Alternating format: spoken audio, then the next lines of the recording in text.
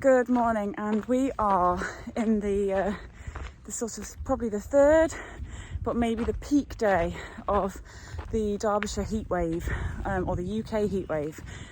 So yesterday, I think we got up to about 35 degrees here on our own measurements, and today it could be even hotter.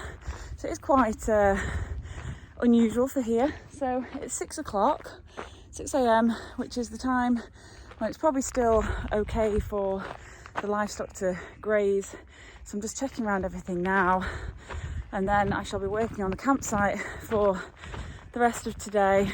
So I'm just going to be trying to keep cool, and then once the temperature dips back down again tomorrow, hopefully we can start to look to do some other jobs that we need to do, such as moving the bales down at my uncle's land, so that we can move the Highland cows down to there, which we normally do.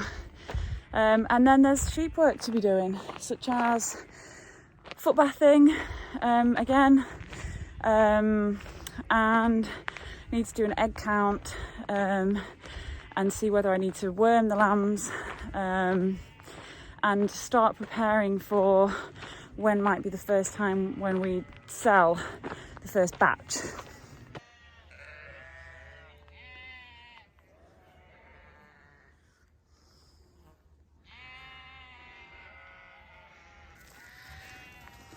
So the plan could be to try and pick off some larger lambs and get some of them sold in August to help relieve the pressure for having no grass, which wouldn't be my original plan, but I think you just have to adapt to the situation that's in front of you. So that is the new plan.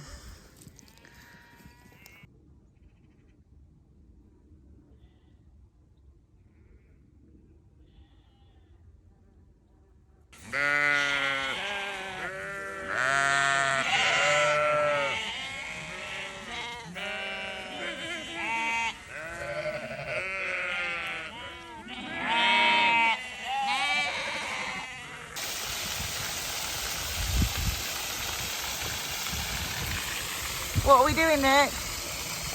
We are filling up the mere pond because there's no rain ever. So, how many trips are we doing at the moment? We're doing a trip like every 2 days, 3 days. So we've got 2 ponds that we're topping up, and we bring 2,000 litres at a time. Make sure they don't dry out. So yeah, my theory is it's obviously good for the wildlife as well as good for the sheep.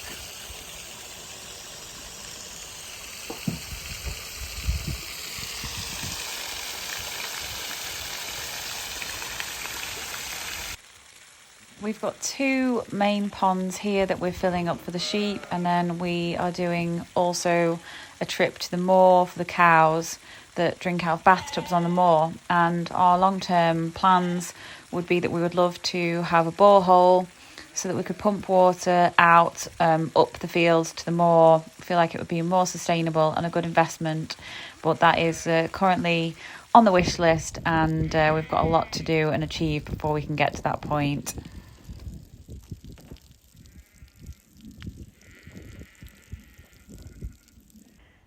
This is a field that's been rested for a few weeks now. It's got very little growth at all.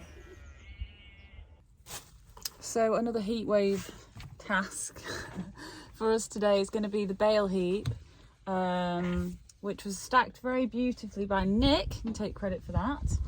And Dad's old trick was to get some paint and just paint crosses and sometimes J for John and sometimes MTZ for the tractor, and the idea being that birds, some birds sometimes can peck the bales, and if they damage the wrap, then they potentially damage the bale because they let the weather in. So painting the bales with the crosses and stuff, in theory, means that they should be deterring the birds. It was a very hot job, but as you can see, the bale wrap is flapping around. There was a breeze, a very warm breeze, and it did feel like the kind of heat you experience when you're on holiday, because we just don't experience that really in the UK very often. But it was just temporary for a few days, and so we were still able to crack on and do the work we needed to do.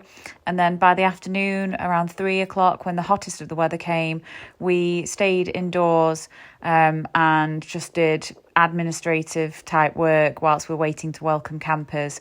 And then by about 5 o'clock, it was okay to come back out again.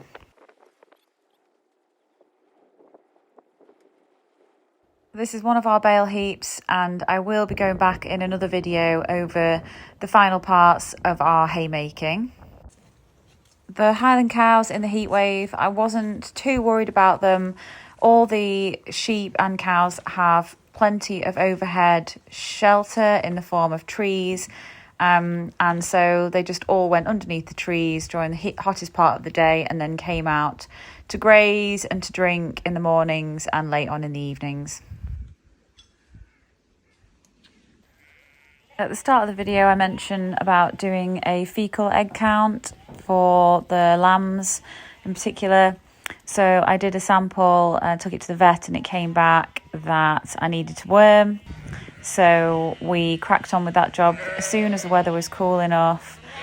We gathered the sheep and lambs on a nice gloomy Saturday afternoon after the heat wave and got on with the job.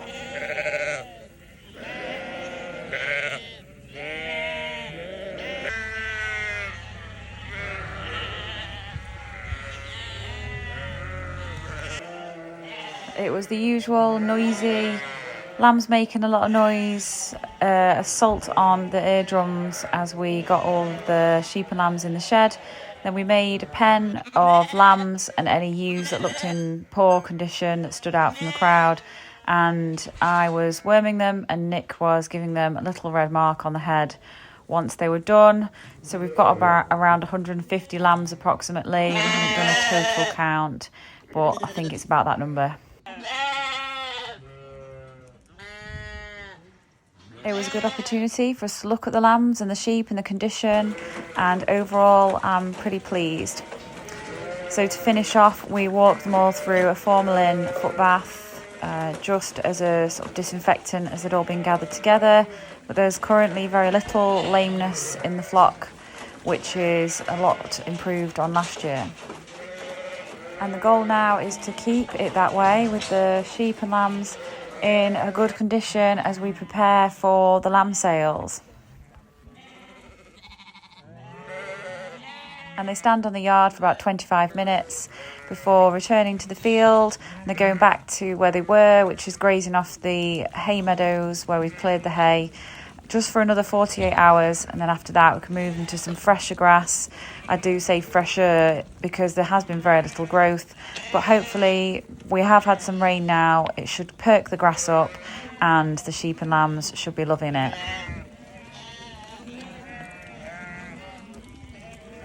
So that's a summary of our week in the heat wave that's now ended. Thank you for watching, and see you next time. Bye.